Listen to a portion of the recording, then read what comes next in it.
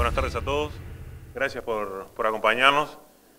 La conferencia de la Confederación de Cámaras Empresariales sobre Infraestructura. En primer orden, le doy la participación al ingeniero García Pintos, que va a hacer un pequeño saludo a los participantes y en recepción de la instancia. Adelante. Gracias.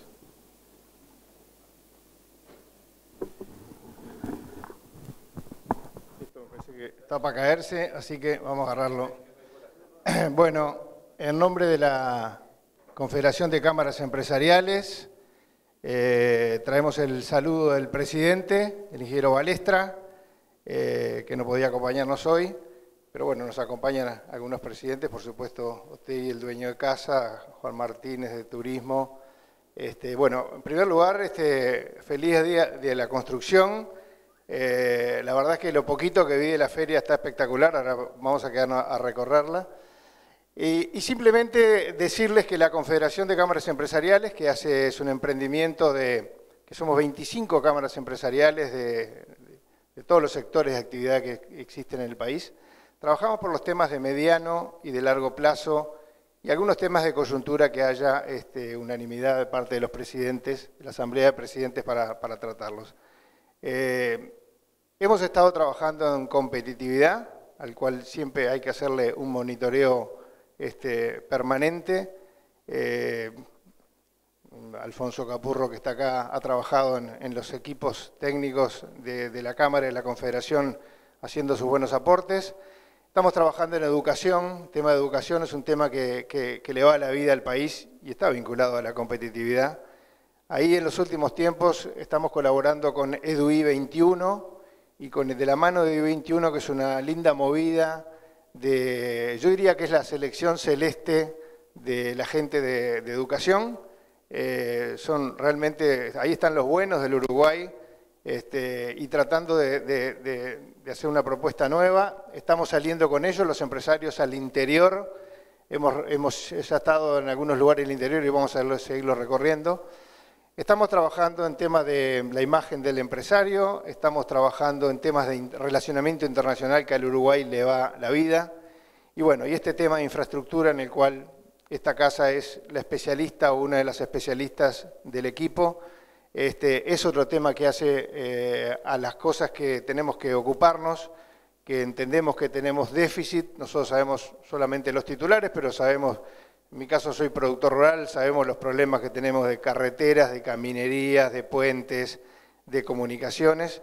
Y bueno, nuestros amigos de la construcción van a dar los puntos de vista por la Confederación, así que simplemente el acompañarlos el día de la construcción, desearles éxitos. Ya vimos que esta feria está espectacular, así que muchas gracias, presidente, y adelante. Muchas gracias, ingeniero. Ahora sí, damos paso a la conferencia sobre Confederación de Cámaras Empresariales en relación a infraestructura. Invito a pasar al señor presidente de la Cámara de la Construcción, Ignacio Otegui, quien será el expositor, y a los comentaristas, Cristian Dunkerley, especialista en infraestructura de transportes, en representación del Banco de Desarrollo de América Latina, CAF, y al ingeniero Elías Rubenstein, especialista en sector división transporte del Banco Interamericano de Desarrollo, BID. Gracias.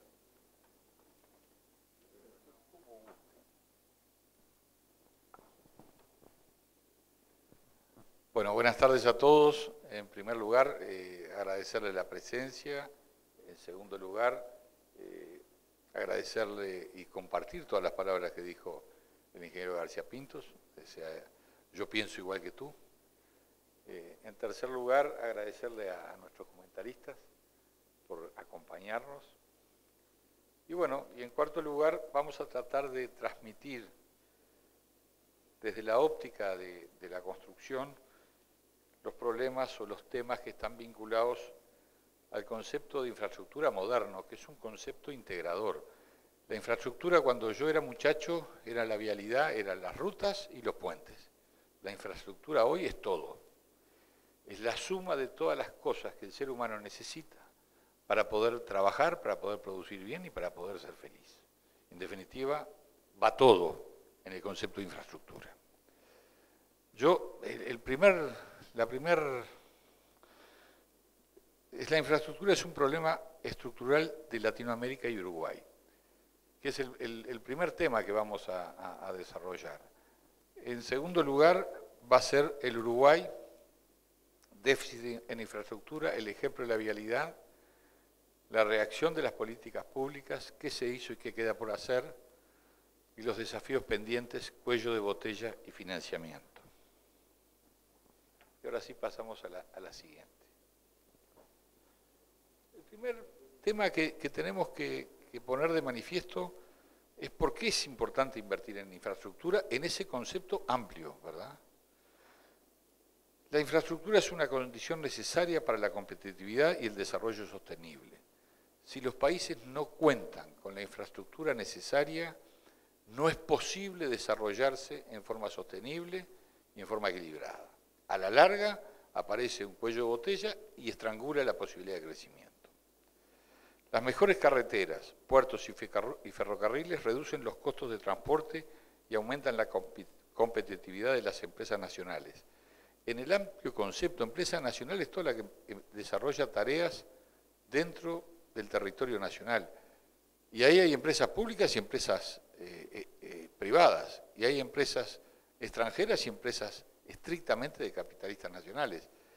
En todos los rubros, si no tenemos una infraestructura adecuada, lo que hay es una pérdida de competitividad y alguien termina pagando eso.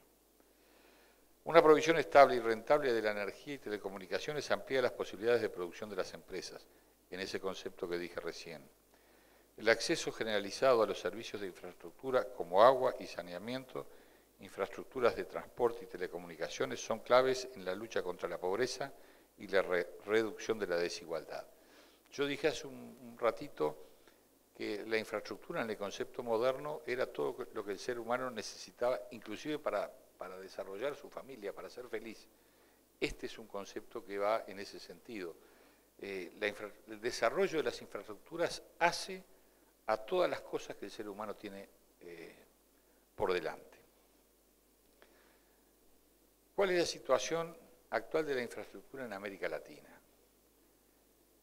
Ustedes tienen ahí, en el cuadro de la izquierda, cuál es el porcentaje de acuerdo al PIB, que es una información que figura Banco Mundial 2017. Si ustedes observan, Latinoamérica y Caribe estamos con 2,8. Somos el penúltimo en este cuadro de 6 grupos de países. Lo lidera el este asiático y pacífico con 7,7, el medio oeste y norte de África 6,9, 5% Sudasia, 4% Asia Central y 2,8 América Latina y Caribe. Y por supuesto Subsahara y África con 1,9. Estas estimaciones, en su momento la CEPAL 2014 y el BID anteriormente en 2011, establecieron y nos dijeron cuáles eran los porcentajes de PIB que se debían invertir en infraestructura para tratar de generar una satisfacción a la demanda, pero mejores condiciones de competitividad para todo el sector productivo de cada uno de los países. 6,2% del PIB anual, según la CEPAL 2014, y 5,2% de PIB en la información que da el BID en el año 2011. Que en realidad, para 2006-2020, 5,2% del PIB. En realidad, estamos lejos de esos números. Estamos un poquito por arriba de la mitad. Y después vemos cómo cada país se comporta frente a esta realidad. Pero lo primero es, América Latina tiene un problema, y tiene un problema severo. Ni hablar que lo que no está acá, que son Estados Unidos, Canadá y Europa, es porque están mejor, obviamente.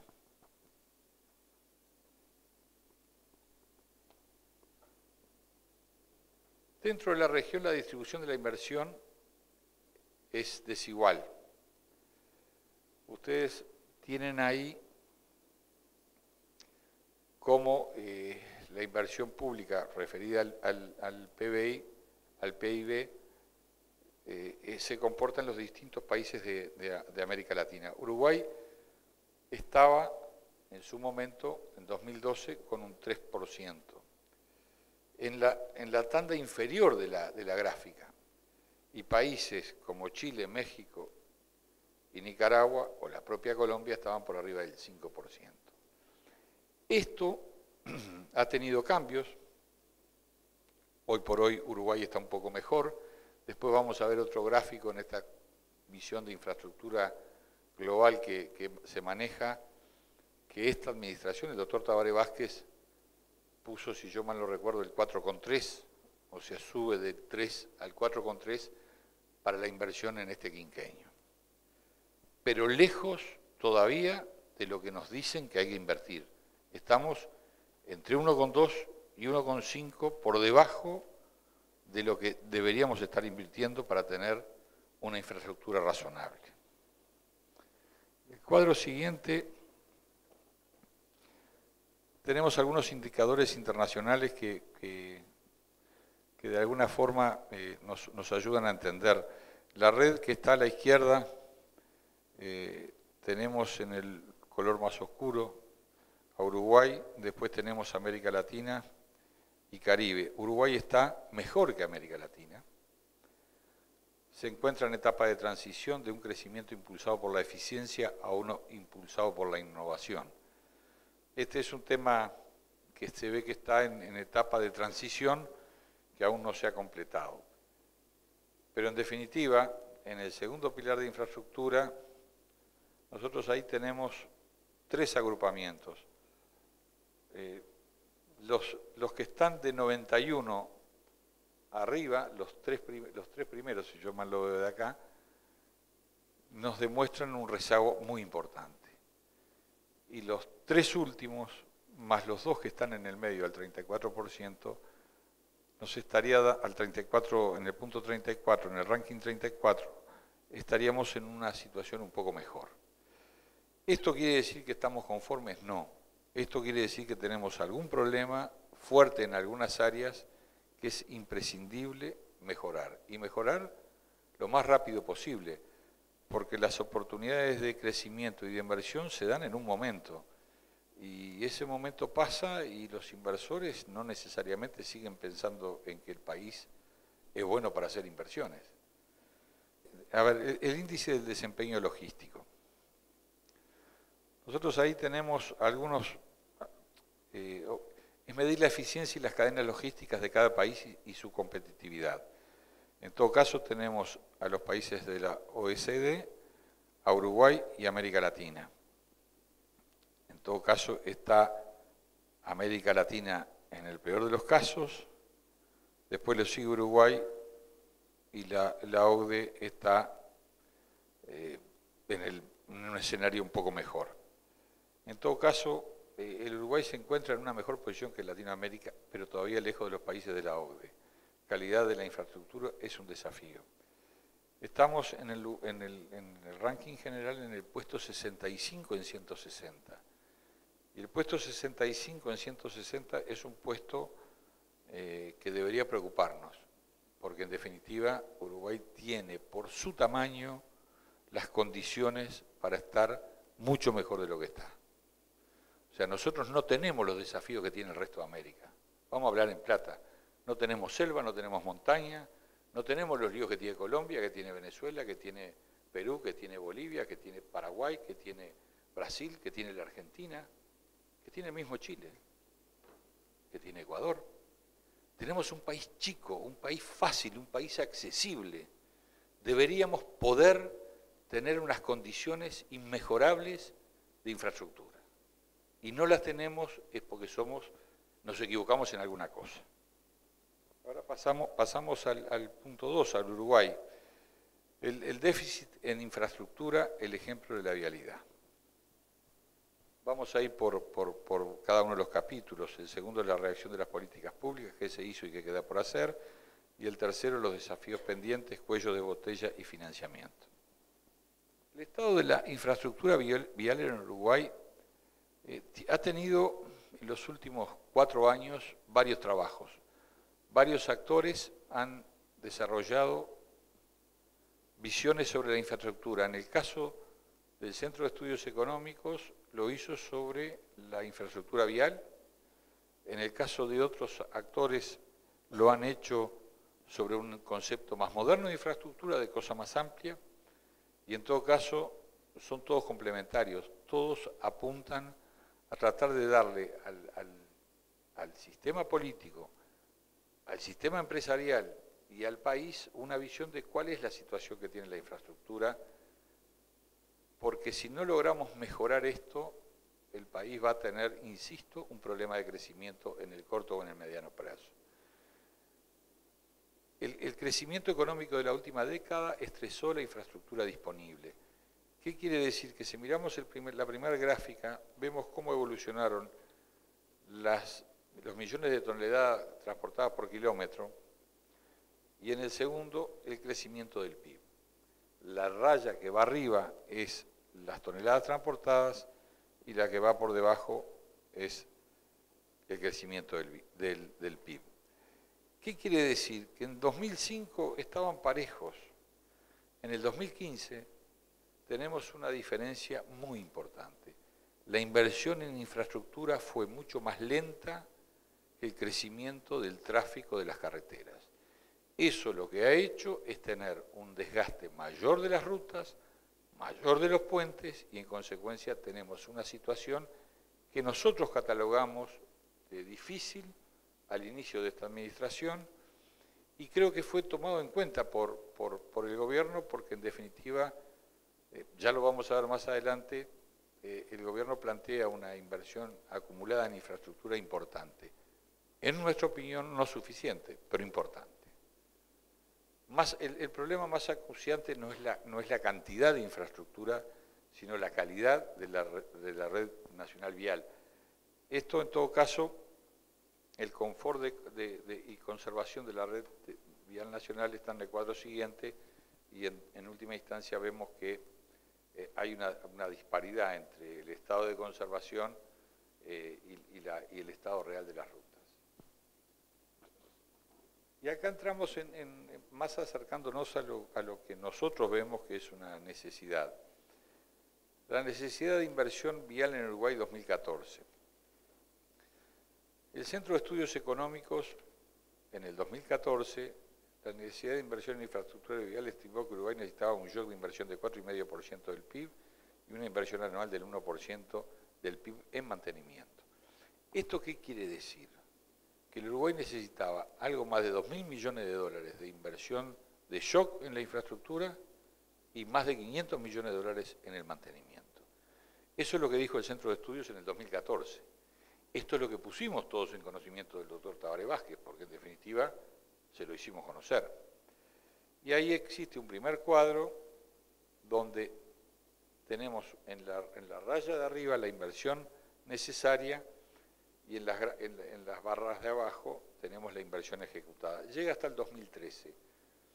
En 2016 es probable que el número de inversión en infraestructura esté mucho más cerca, porque la información que nosotros tenemos es que son 414 millones de dólares. No sé si la información que tiene el Centro de Estudios es parecida o no, pero esa es la información que tenemos nosotros. 414 millones de dólares la inversión del Ministerio y la CBU. Con lo cual se estaría achicando la brecha, no haciendo la inversión de los 2.000 y pico de millones de dólares, sino simplemente invirtiendo en mantenimiento y algo de obra nueva, pero fundamentalmente mantenimiento. Todavía lejos de lo que necesitamos, o sea, esperemos que ese número crezca y de alguna forma estemos en mejores condiciones el año próximo. Y también, si uno mira la inversión necesaria anual y la inversión ejecutada, que llega hasta el 2013, vemos que existe una desviación y una brecha de 0,6 puntos del PIB en el año 2013. Ese número se ha achicado y hoy es bastante inferior. Después hay una mención a otros estudios, del de Cáceres y Farinazo, y en definitiva dan cuáles son las inversiones necesarias que ellos sugerían que había que hacer. La reacción de las políticas públicas, qué se hizo y qué queda por hacer. Acá lo que tenemos en primer lugar a la izquierda es el cuadro que nos presentó el doctor Tabaré Vázquez poco después de asumir, que fue lo que nos dijo que iban a hacer en el concepto global de inversiones en infraestructura como se maneja hoy. 12.370 millones de dólares. Y la modalidad PPP, 1.410 millones de dólares. ¿Qué quiere decir esto? Quiere decir que en energía se iban a invertir 4.230, en vialidad 2.360, infraestructura social 1.870, vivienda 1.320, comunicaciones 750, agua y saneamiento 550, puertos una cifra igual, ferroviaria 360 y otros 380. La otra columna es de las PPP.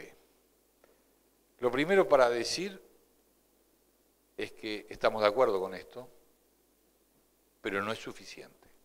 La prueba está, la ferroviaria, esos 360 millones de dólares, nada tienen que hacer al lado de lo que implica lo que UPM está planteándole como necesidad de Paso de los Toros a Montevideo, al puerto, para poder evacuar la producción de una planta tercera de celulosa, si es que se hace. Que esperemos que se haga, pero si se hace, esa inversión van a ser entre 700 y 800 millones de dólares.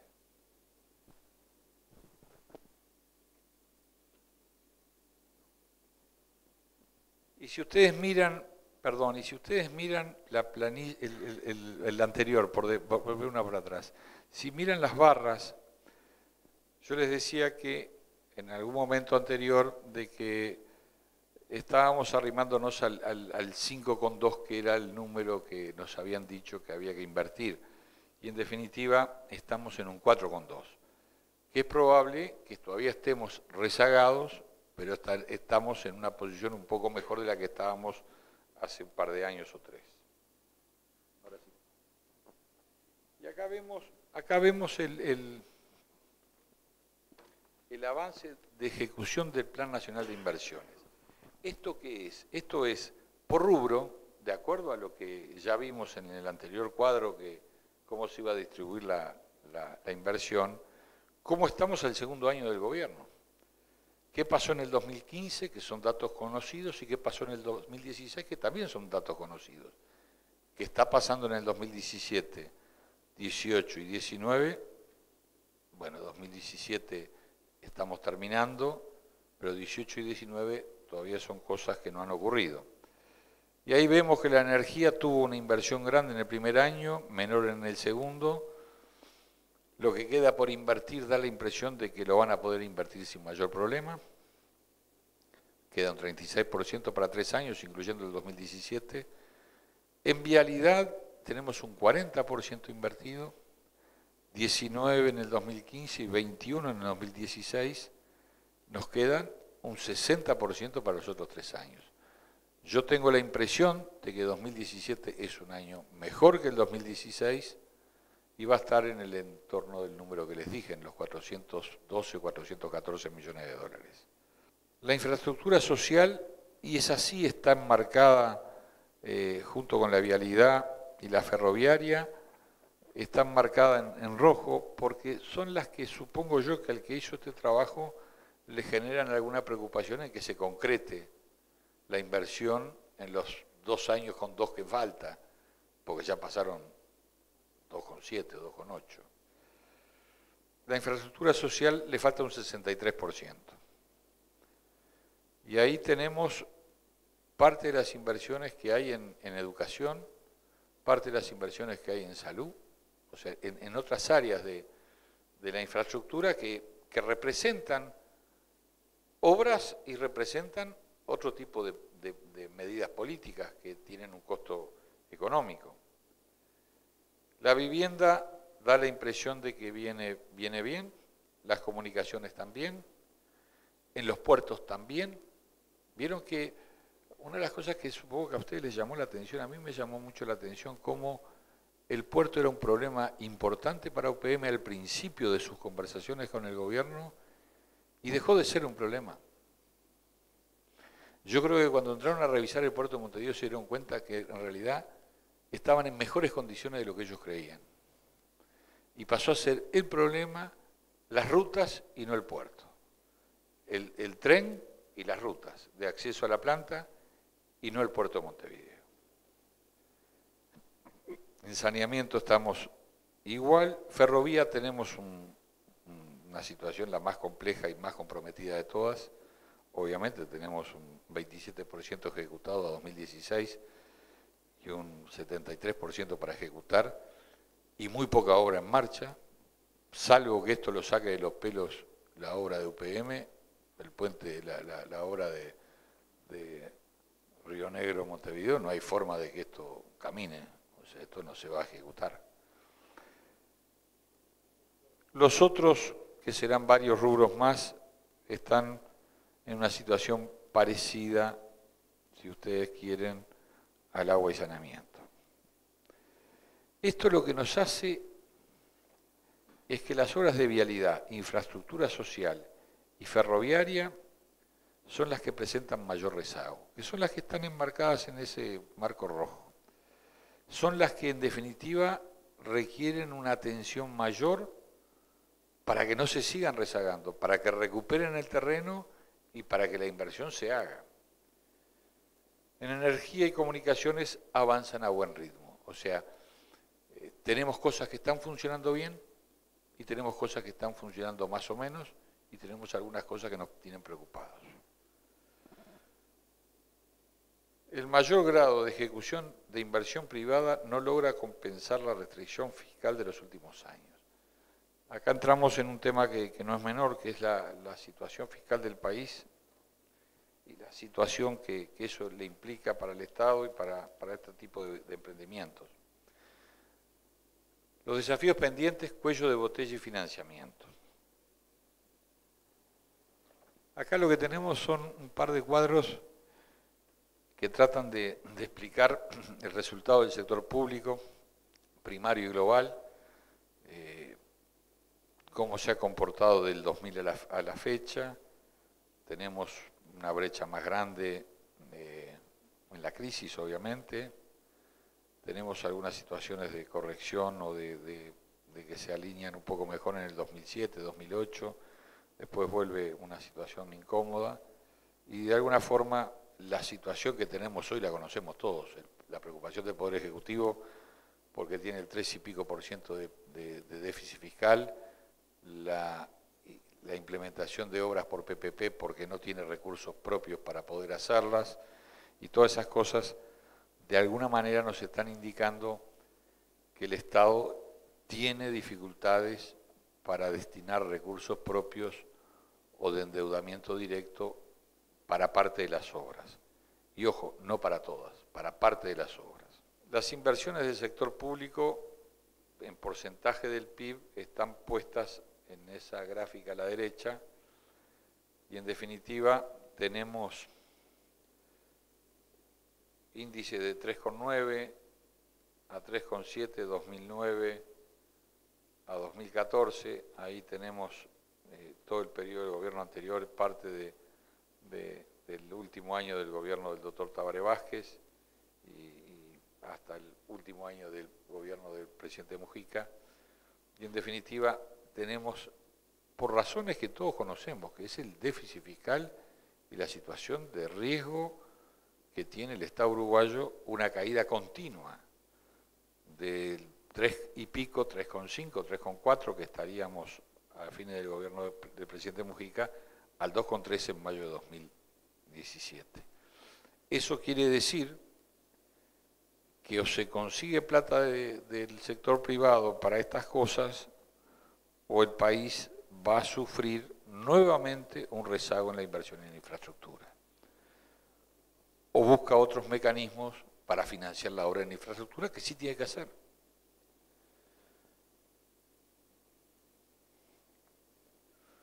¿Cómo se ejecuta y cómo se financia la inversión? El Ministerio de Transporte y la Dirección Nacional de Vialidad tienen las capacidades de ejecución restringidas, o sea, yo creo que están haciendo e invirtiendo lo que la ley de presupuesto les aprobó. Y creo que vienen haciéndolo a tambor batiente, vienen ejecutando todas las obras que puedan ejecutar de acuerdo a la ley de presupuesto.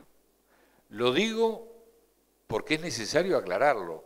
No es que el ministro se esté rascando, el ministro está invirtiendo lo que el presupuesto le autorizó, punto. No puede ir por arriba de eso. La CBU y concesiones privadas tienen impactos fiscales similares a las PPP, pero no tienen transferencia de riesgo. ¿Qué quiere decir esto? Que la CBU está en ese sentido en igualdad de condiciones que las PPP. No es considerado riesgo crediticio, no genera riesgo para el Estado, no transfiere riesgo al privado, que es lo que dice acá. Y es parte de las cosas por las cuales la CBU sigue caminando, sigue funcionando, siguen trabajando y van a seguir, porque en definitiva está por fuera del marco que generan las obras hechas directamente por el Ministerio de Transporte.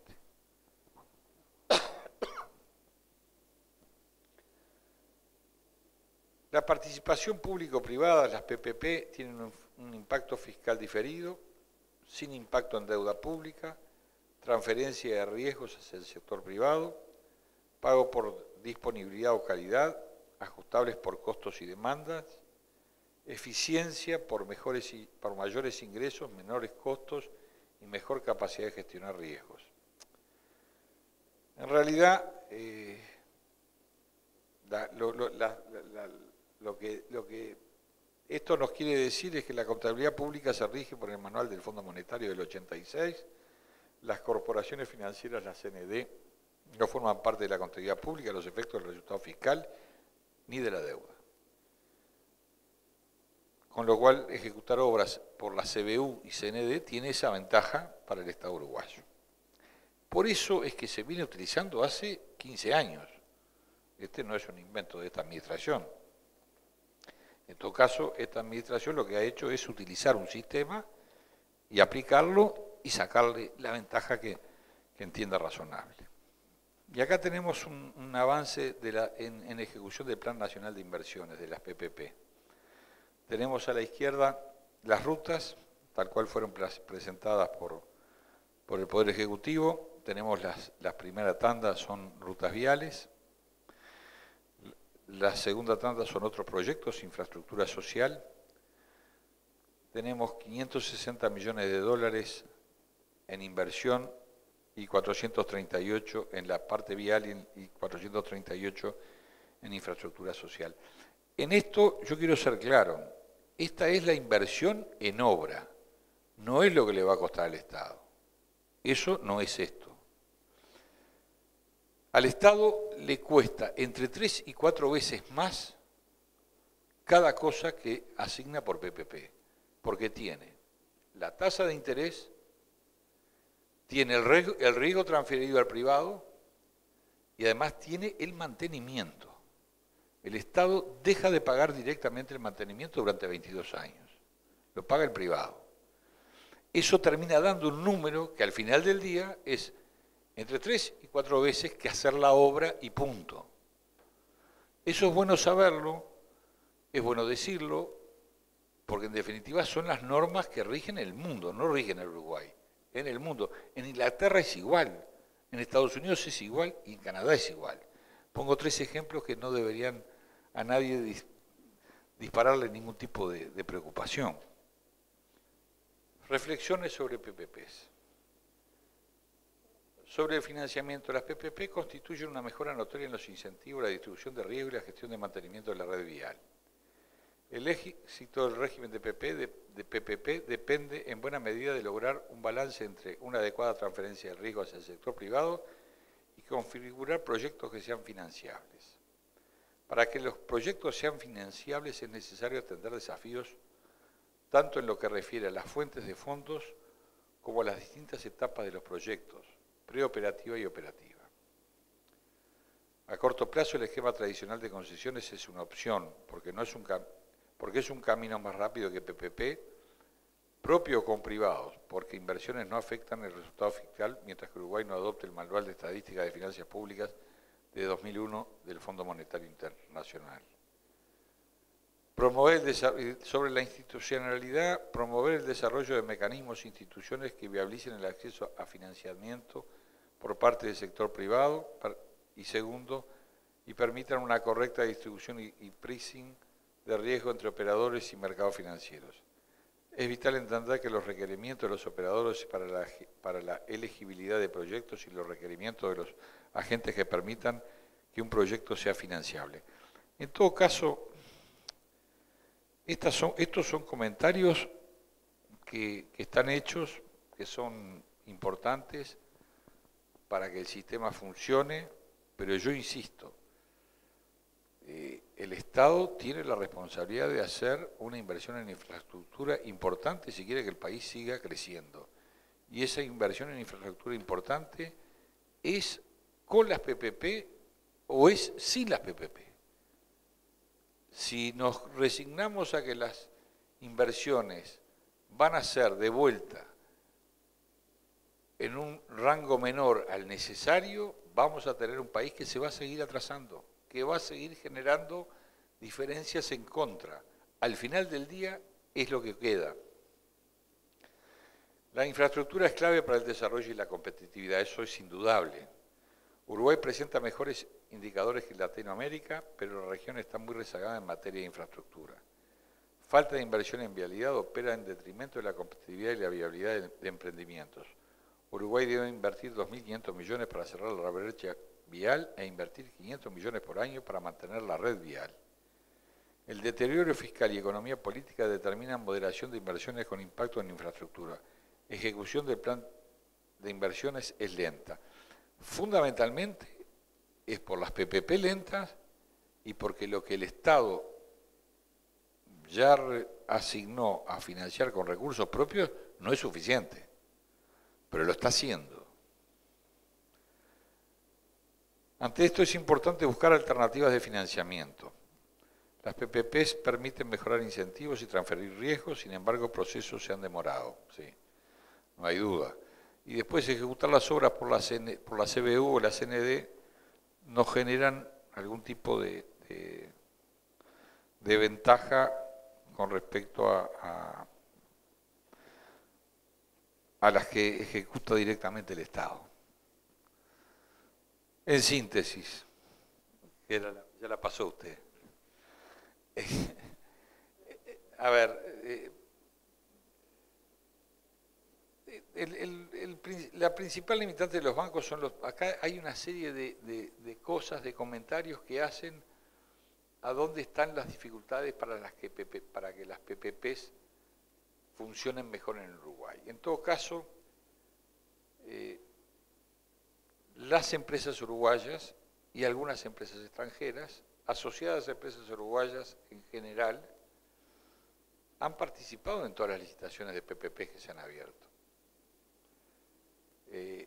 Si es lo mejor o no, no lo sé. Lo que sí sé es que estamos en la etapa de evaluación de los proyectos. Hasta ahora hay algunas adjudicadas, hay otras en estudio, y en todo caso veremos al final del día, esto es el año que viene, cuáles se hacen y cuáles no.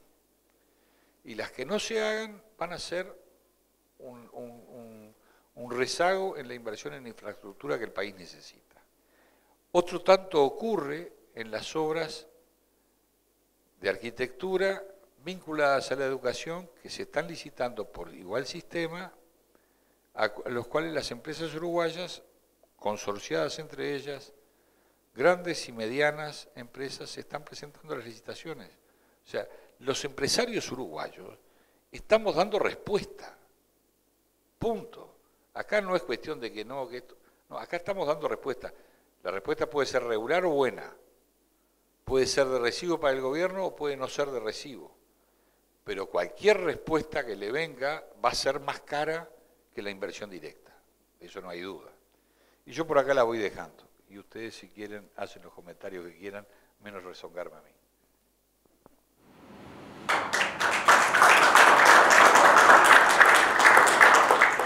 Hola. Sí, bueno, muy buena la presentación. Yo creo que muchos de nosotros acá en la sala coincidimos con esa presentación y los principales puntos. Yo soy Cristian Dunkerley de la CAF, especialista vial de la CAF. Uno de los principales puntos que yo veo en la presentación y que me parece interesante es que hace falta una mayor inversión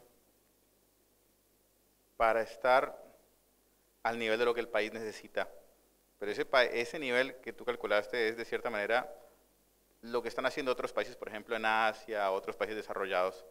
Yo iría un poco más allá y decir que no solamente Uruguay necesitaría invertir esa diferencial para llegar a ese nivel, sino incluso más, por algún aspecto que tiene que ver con el contexto particular del Uruguay, donde aunque tiene una posición privilegiada por su ubicación, que es al lado del mar y que tiene vecinos con unos mercados importantes, tiene sin embargo un contexto muy particular y es la edad de su población y las oportunidades que le da a su propio terreno, que lleva a otras cosas. Yo quizá puedo ilustrar esto con un ejemplo. Antes de venir a Uruguay, yo fui colega fui colega tuyo en el BID cuando estaba yo en Paraguay, y mientras nosotros estábamos haciendo el Plan Nacional de Logística allá, empezamos a ver casos de empresas asiáticas que estaban buscando dónde ubicarse en Latinoamérica.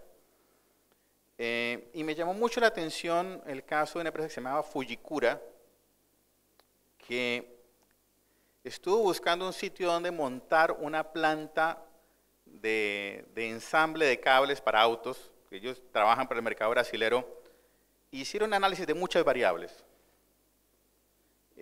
Posición, acceso a mercados, costos, etc. Y una cosa que me llamó mucho la atención y que lo saco a colación acá es que Paraguay y Uruguay llegaron de finalistas en la definición de dónde se querían ubicar. Fujikura trabajaba mucho con el mercado brasilero. Entonces, obviamente, le importa que tenga vías que accedan a Brasil.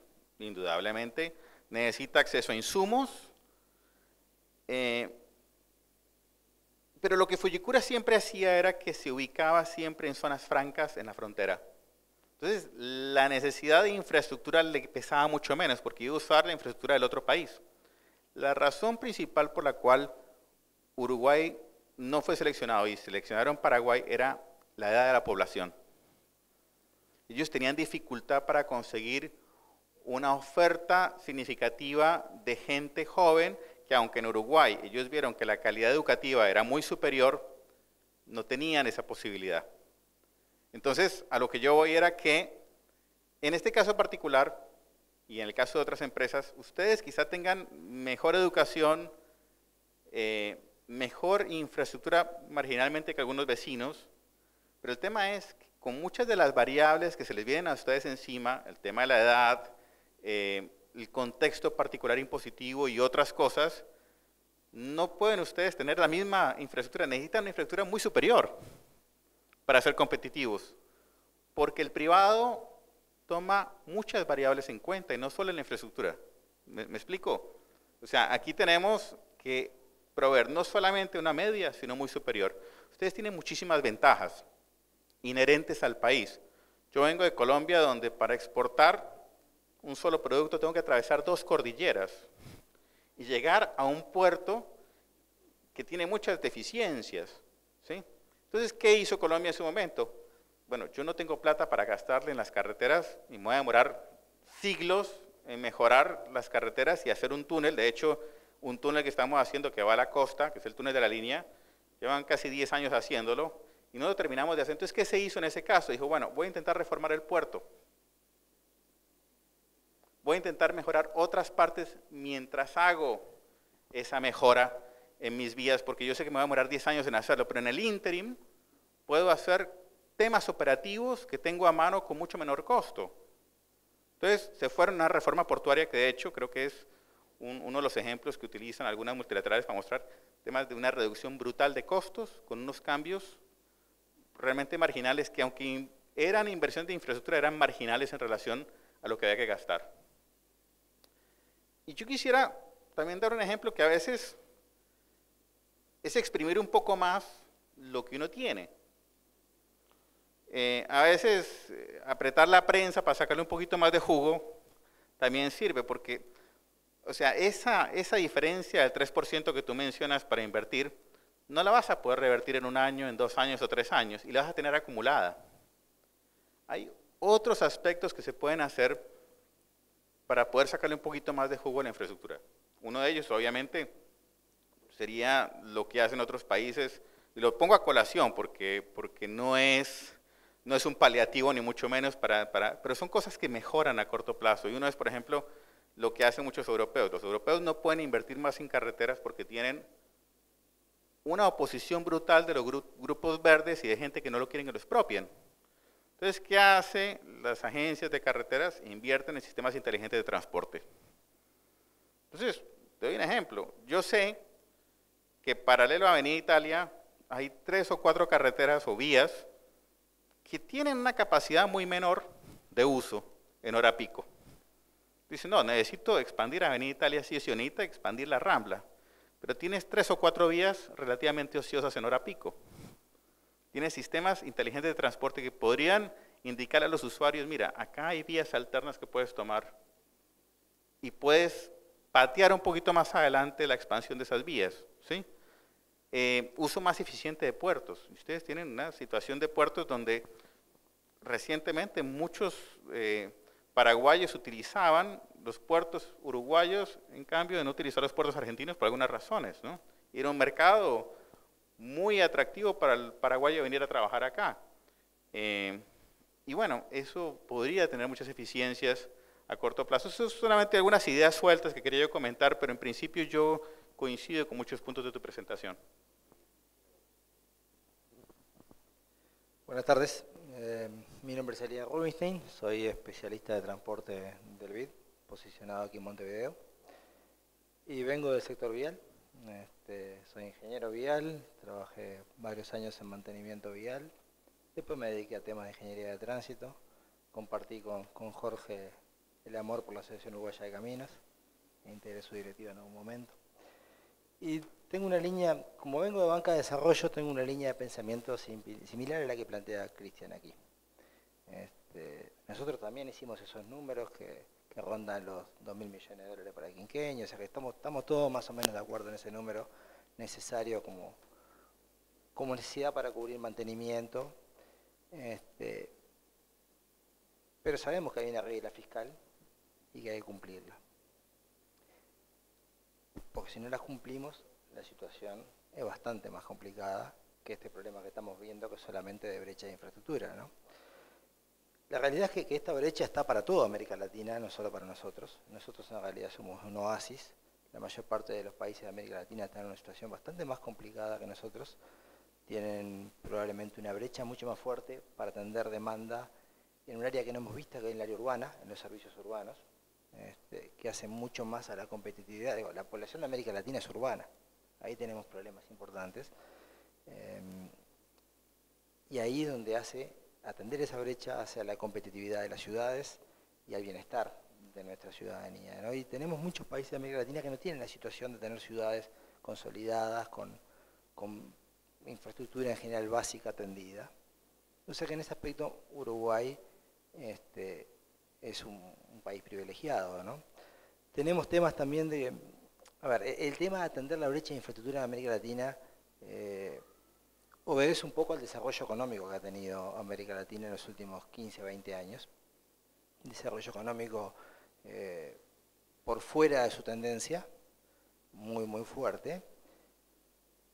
Y además hay un problema más de fondo que es la baja capacidad de ahorro que tenemos en América Latina. Nosotros en el banco hemos estudiado bastante el tema y francamente está vinculado la baja capacidad de ahorro que tenemos con poder atender esa brecha. Entonces tenemos una demanda fuerte de necesidad de servicios sociales, de prestaciones sociales, son importantes, más cuando la población es urbana, esas prestaciones sociales son muy importantes, y tenemos baja capacidad. O sea que la brecha de infraestructura, más allá de que tenemos la voluntad y queremos cerrarla, la brecha va a permanecer. No la vamos a cerrar en 5 años, ni nosotros ni ningún otro país de América Latina, ni en 5 ni en 10, y nos va a llevar probablemente un par de décadas a aproximarnos. Entonces el enfoque de lo que planteaba Cristian creo que es el enfoque por donde hay que ir, ¿no? O sea, además de que necesitamos más infraestructura, necesitamos ser mucho más eficientes en cómo utilizamos la infraestructura que tenemos. O sea, la infraestructura hace la competitividad de nuestras sociedades, de nuestros países, hace que tengamos costos de exportación razonables y costos de exportación también, costos digo, de transporte para poder distribuir el producto de nuestra población también razonables.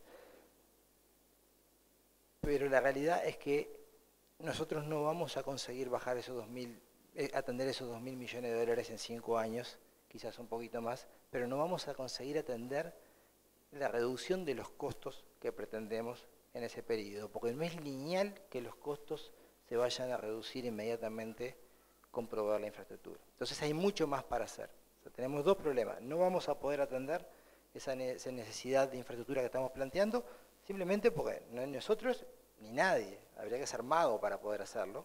O sea, no lo vamos a lograr, eso somos todos conscientes. Obviamente es la meta, queremos ir en ese sentido, pero esa restricción va a funcionar para nosotros y para todos los países de América Latina. Y tenemos sí la oportunidad de incorporar tecnología, de operar mejor, de ser más eficiente. Y yo tengo un numerito que les quiero contar. Digo numerito porque el número asusta, ¿no? Es un número escandalosamente alto. La consultora McKinsey, que en esto es una referencia, estima que 57 trillones de dólares es el monto de la inversión necesaria en infraestructura hasta 2030. 6 trillones de dólares en América Latina. Está estipulando más o menos el 10%, ¿no?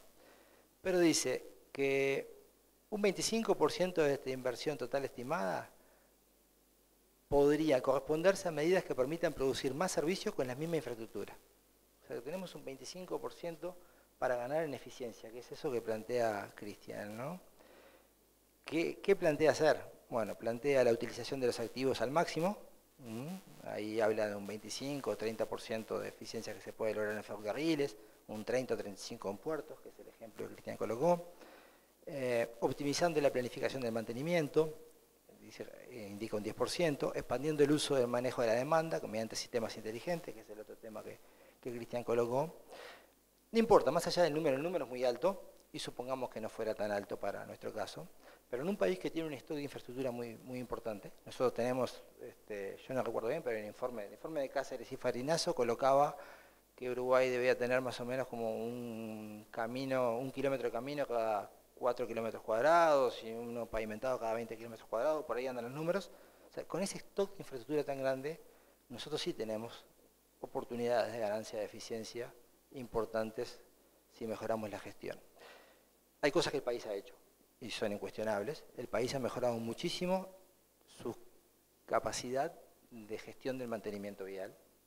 El país gestiona muy bien el mantenimiento vial y no es un tema de hoy, es una política que viene ya 20 y pico de años y lo hace muy bien, es un modelo para América Latina y en esa área probablemente es poco lo que podamos ya lograr de eficiencia, pero sí en el área de operación de caminos, de carreteras, ante los planteos de ampliar capacidad, por ejemplo, hay una oportunidad allí importante. Y uno le podría decir, puede costar a veces mirar esto para carreteras, que es el caso que estábamos analizando, pero sí es importante en vías urbanas.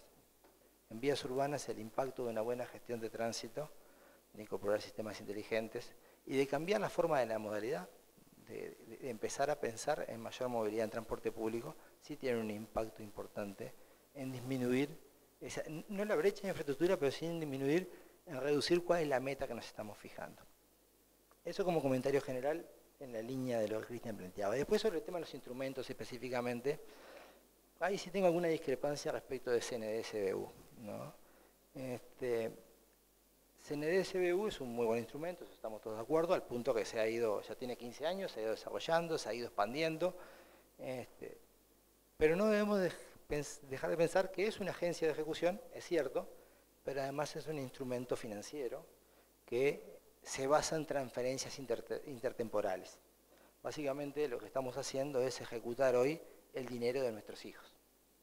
Entonces tenemos que siempre ser muy cuidadosos en cómo lo vamos a hacer. El mecanismo de SBU ha funcionado bien en la medida que vamos ampliando, cada vez que nos estamos llegando al final de la concesión, estamos próximos y ya sabemos, porque estas cosas de las concesiones funcionan el día que uno las plantea el contrato, uno no sabe cómo van a funcionar hasta que esté muy avanzado. O sea, cómo funcionó lo vemos el día final. Cuando estamos próximos ya sabemos cómo viene funcionando, vemos que funciona y ampliamos. Siempre se ha ampliado en cartera y en plazo.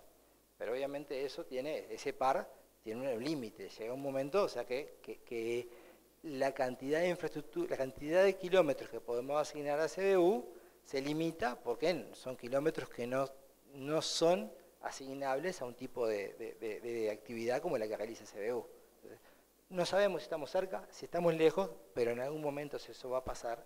Entonces ese instrumento, en algún momento vamos a tener que empezar a reducir su uso. Entonces ahí tenemos un tema que hay que estar atento. No es una alarma, no es de hoy, no es de mañana, pero es un tema que hay que estar atento. O sea, es un instrumento que tiene en algún momento un límite. El otro tema con CBU es que, a ver, el grueso de CBU hasta hoy día ha sido financiamiento con multilaterales, con garantía soberana. Y está bien que la contabilidad de CBU, que CBU funciona en la contabilidad privada, pero en la realidad que del lado de la contabilidad pública esa plata está anotada. O sea, porque está la garantía y los organismos que califican observan eso. No lo computamos como deuda porque no es una deuda, sino en realidad ahí es un activo intangible que tiene CBU contra los subsidios y tiene toda una contabilidad muy especial y no va computando, pero sí cuando nos ponen la nota están mirando. O sea, no está en el número del déficit fiscal, pero sí está en la nota que nos están poniendo. Entonces, también eso hace que CBU tenga un cierto grado de acotamiento en lo que puede hacer, sobre todo más que en su cantidad por lo que planteaba anterior, pero en esto otro por la calidad. No es cualquier cosa que podemos hacer con CBU, porque la calificación que nos van a dar va a depender de cuál es la situación de CBU y de lo que está haciendo, de la seriedad con la que CBU se ha manejado. Hasta hoy día, CBU ha sido una garantía de funcionar bien, y ahí yo quiero destacar de CBU es la modernidad de la institución. O sea, es un instrumento moderno, es un instrumento que funciona eficientemente, que funciona rápidamente. Obviamente tiene como todas las cosas cuando uno es del lado del Estado, porque sigue siendo el Estado de final, uno siempre puede tener diferencias o pretender mayor eficiencia de determinadas cosas, pero en realidad es un instrumento del Estado muy moderno que funciona bien, y más en relación cuando uno mira al caso del Ministerio de Transporte, que es una institución que tiene ya otra estructura un poco más lenta para ejecutar, ¿no? Entonces esa es la particularidad que tengo en CBU. Y sobre las PPP, en realidad, a ver, el esquema que plantea PPP Gobierno es un esquema limitado, y está limitado por esta regla fiscal que el país tiene, y es sano que esté limitado. Y yo, mi visión, pero esta es mi visión personal, entiendo que el Gobierno nunca pensó que las PPP fueran la solución al problema de la brecha de la infraestructura. De hecho, varias de las PPP que están en curso son proyectos que no son para atender brechas, sino son para, no son para rehabilitar carreteras, sino son para reconvertir carreteras, ¿no? En el caso de Ruta 6, Ruta 7, Ruta 14, ahora son carreteras con un estándar muy distinto al ensanche de plataforma y recapado asfáltico tradicional de una rehabilitación. Y lo mismo que se plantea para PPP ferroviarias o para PPP educativas. PPP educativas son nuevos, no solo de reparaciones, sino que hay nuevos salones, no hay mayor capacidad. Entonces, básicamente, yo lo que veo del esquema, cómo está funcionando, es que el Gobierno está atendiendo, en la medida de las posibilidades de la eficiencia de lo que el Estado permite, atendiendo esa brecha de requerimiento de mantenimiento, con este número que va a quedar un poco por abajo de los 540 millones de dólares, pero está tratando de atender eso. El ritmo de ejecución en este año se ha acelerado bastante, y con las PPP van por otro lado. Entonces a veces lo que a uno le queda la duda es si no tenemos expectativas de que las PPP van a ser para una cosa distinta a la que realmente están siendo. Las PPP están siendo para una cosa que no era cubrir esa brecha. Están siendo para hacer reconversión de carreteras, puesta a punto de carreteras a un nuevo estándar, por nuevos requerimientos que el país tiene, por una demanda de tránsito transversal que no teníamos hace 10, 15 años, por necesidades de adaptar carreteras que sí estaban muy rezagadas, pero porque les explotó el tránsito en los últimos 15, 20 años, por nuevas demandas de la producción. Cuando yo empecé a trabajar en el sector vial en el año 95, carreteras que hoy tienen 2.400 vehículos no llegaban a 800, para tener una idea. Ese era el número. 1.200 vehículos al norte de Pando, hoy tiene más de 4.000. Al norte de San José, de la Ruta 3, no llegaba a 1.100, ahora anda arriba de 2.300, 2.400. O sea, la realidad es que el tránsito creció mucho y las carreteras transversales, las que van hacia Nueva Palmira, tenían 200, 300, 400 vehículos por día y ahora varias de ellas tienen más de 1.000, algunas tienen 2.000. Entonces, la realidad es que esa nueva realidad es la que estamos tratando de atender un poco con PPP. Entonces yo ahí no veo, quizás pretendíamos lograr, o sea, teníamos toda la imagen de que la PPP nos iba a atender un problema que no es básicamente para el que está diseñada la PPP y no es para el que el gobierno lo está ejecutando. Entonces la pregunta que nos queda es si hay en el medio, basado un poco en la pregunta que tú hacías respecto de financiamiento y mercado de capitales, ¿no? Si hay en el medio algunos otros instrumentos que se pueden utilizar que no sean la PPP, pero que nos permitan sortear esta necesidad de poder ejecutar para atender esta rehabilitación más inmediata, ¿no? Y ahí uno cree que sí, que podría llegar a haber otros instrumentos donde haya mayor compromiso del sector privado en el financiamiento, donde asuma mayor riesgo también, pero donde uno no tenga esa escala gigantesca que tienen las PPP, donde tenemos que estar asignando un riesgo, pero además, sobre todo, asignando un riesgo sobre un imaginario de una obra que vamos a tener que hacer de rehabilitación dentro de 15 años, cuando dentro de 15 años no sabemos ni qué tecnología va a haber. O sea, el caso más claro es, ahora hay reciclados de pavimentos, está bien, en el mundo existen hace 10, 15 años, pero en Uruguay llegaron ahora. Hace 10, 15 años ninguno de nosotros pensaba que íbamos a poder aplicar reciclado de pavimento. Y hoy día ya hay varias empresas que lo están incorporando, lo están haciendo. Si hubiéramos ido por PPP hace 10, 15 años, no hubiéramos podido imaginar que íbamos a colocar un reciclado de pavimentos. No le íbamos a poder poner un precio a eso. O sea, le íbamos a poner un valor de incertidumbre que hubiera sido buena parte de ese costo que tú colocas sobre las PPP. Y lo mismo pasa con con lo que nos pasa ahora. ¿Qué habrá dentro de 15 años? ¿Habrá otra técnica distinta como reciclado de pavimentos? ¿Habrá algo diferente que me reduzca el costo? No lo sé, por lo tanto, le ponemos un valor muy alto. Entonces la pregunta es, para esas cosas para obras, por ejemplo, como las de Ruta 55, Ruta 12, que son obras que son de plataforma, de pavimento, ¿no había quizás algún camino intermedio? No lo sé, habría que estudiarlo, habría que analizarlo, probablemente sí.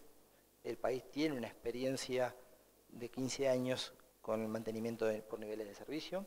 El sector privado está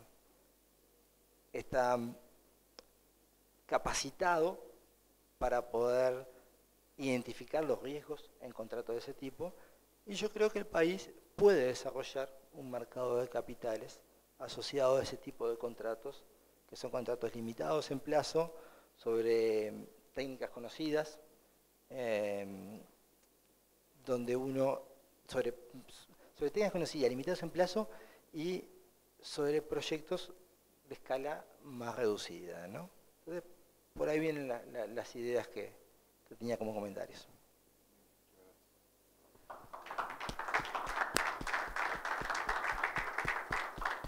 Bueno, señores, voy a dar por terminado yo el evento. Les agradezco a los dos panelistas que me hayan acompañado. Les agradezco a ustedes la presencia y bueno, suerte.